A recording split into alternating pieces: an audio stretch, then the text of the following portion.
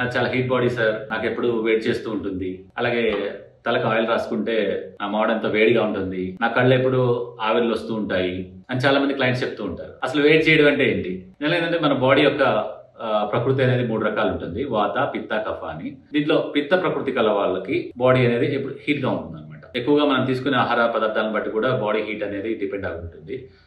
Body heat ని పెంచేటటువంటి మసాలాలు, బిర్యానీ, అలాగే అల్లం వెల్లుల్లి పేస్ట్ ఎక్కువగా తీసుకోవడం, నువ్వులు, ఖర్జూరాలు, ఇవన్నీ కూడా బాడీకి కొంచెం హీట్ చేస్తాయి అనమాట. మన యొక్క బాడీ యొక్క వేడిని ఎలా తగ్గించుకోవచ్చు అంటే మెయిన్గా డైట్ ద్వారా ఉంటుంది.